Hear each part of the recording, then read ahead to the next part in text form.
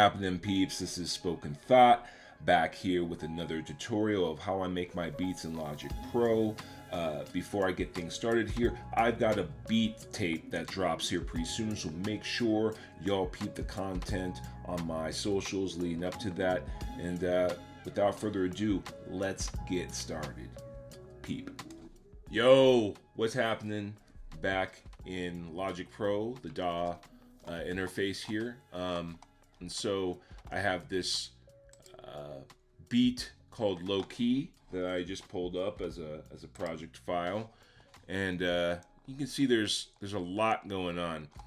This particular beat has more of a bossa nova feel to it. I sampled some bossa nova samples and some congas and stuff like that. So let's go through it again. Just so you know, a lot of times I'm not just using Logic Pro. A lot of times I'm using this MPC. You can see there where it's labeled MPC on screen for the first two tracks. That's me. I've actually recorded my pads, the MPC, through there to make these two sounds. So let's get into it.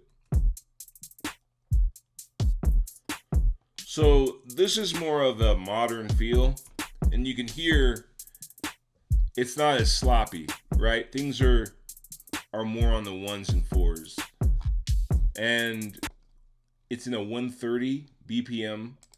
So let's keep going. Then I've got these tops right here.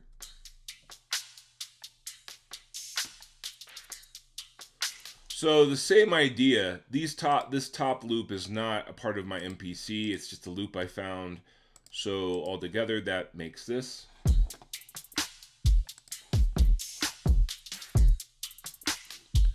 And you can hear how each one really complements each other, right? So just to give you some idea, the tops would be more of that top sound that you hear, which is more, when we're talking about the rattles, the hi-hats up above, maybe some of those sprinkles of like, a stick hitting or something like that on a drumstick. Whereas this is just the hi-hat and clap, and then this is just the low of the kick.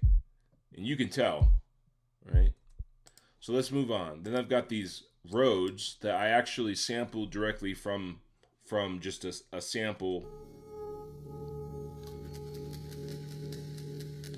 And you can even hear a little bit of a rattle in there.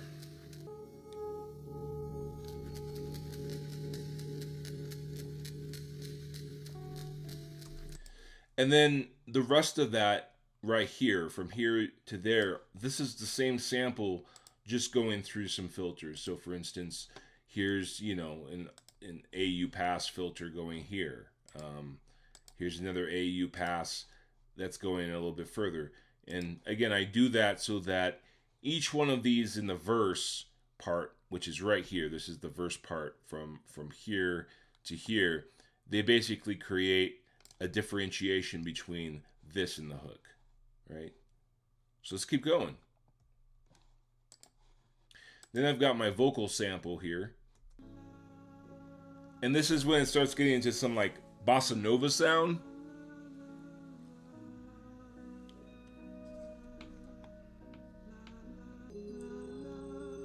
And it's not even on beat, right? Like there's no actual beat within the sample here. There's no pattern of sample. I'm just looking for that vocal part. I'll do that sometimes. You'll probably notice that not all my stuff, right, when it comes to sampling, is right on the beat, right? Sometimes I'm just looking for certain things that I can use, and in this case, I just use the vocals. So you're not going to hear much of that lower end part of this, right? It's the vocals that you're mainly going to hear, right? And then the vocals just filter all the way from here to here. All right, so that's the same vocal sample here in the hook. And again, because of the fact that it's the verse, you can see where I put it. So again, this is the way this sounds.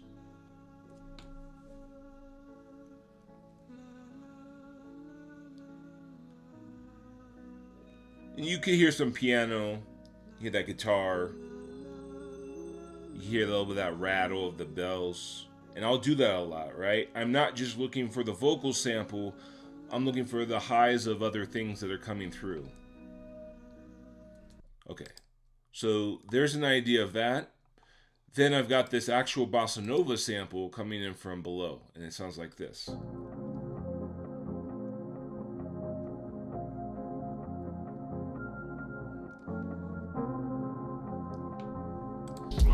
So that's the bossa nova sample. It goes all the way through to the filters.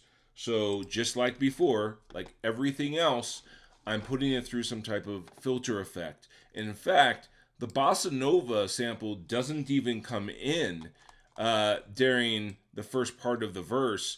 It only comes in sparingly, right? So like right there.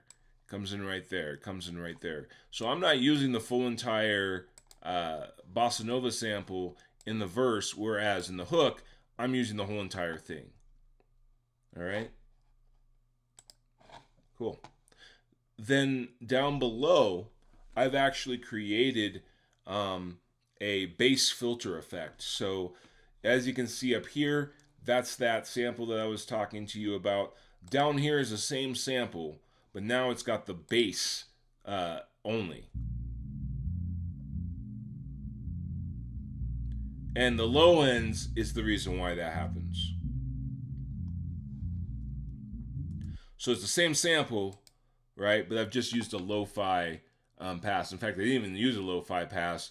As you can see here, the channel, all I did is I created this part here, which is the lower end part of the sample. And I said, I just want that major part. And I even amped it up so much so that you can just hear that bass, right? Then I have 808s, and this is the way that the 808s sound.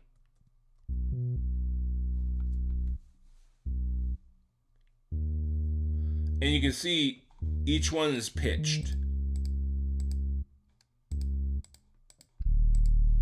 You can hear that low end. And I do that a lot. I'll use 808s. I'll create the 808. And then I said, okay, well, instead of using my 808s through my keyboard, I'll just use pitching. And I actually pitch a lot, right? When you have a good ear and understand exactly what the next note should be, that really helps in your understanding of pitching, right? So this is the same 808s, but what I've done is I've just pitched them, each to its appropriate key. Basically, it's appropriate note, as they would call it. All right, and then all the rest here is basically just accent pieces. So I've got chimes here. I've got several chimes.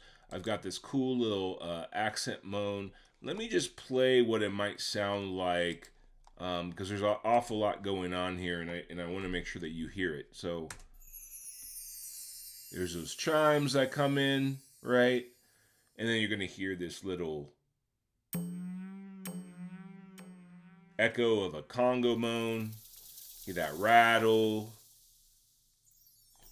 Chimes. I'm really doing my best to make it kind of sound even more bossa nova. Cool. And then the only thing that I did that, was basically a full-on sample where I used Splice. And Splice is just a program that you can, find different types of sounds and vocals and stuff like that and be able to implement them in. And this is that hook.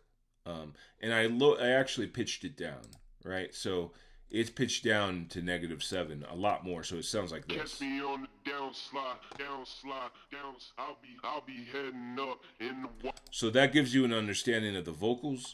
So let's play it all the way through so that you have an understanding about what the full version of this would sound like.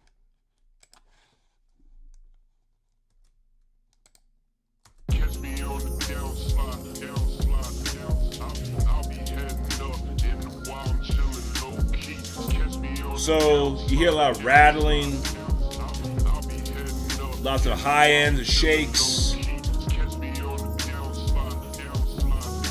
You hear that? There's the vocals. hear all that rattling stuff with the one accents. There's the 808s. There's that vocal sample. Conga moans right there.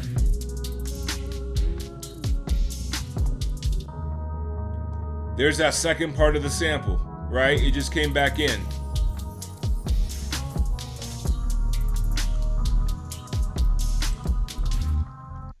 All right, so that gives you an example of how I make my beats. In this case, you can see I've used pretty much everything from that one sample, from that bossa nova sample, and I've actually added more stuff to it. This is a good example of how I basically layer and make accents for all of my various beats, because you can see a lot of this is filtered, right, as we can see here, but I am using a lot of chimes, a lot of conga accents, a lot of bell accents. There's a tambourine, a splash. So it really does give you an example of how you can use a lot of your one shots to basically accent certain parts of the beat. So I hope you like what you heard. Make sure to peep that beat tape that's dropping here pretty soon. And I hope y'all have yourselves a good day.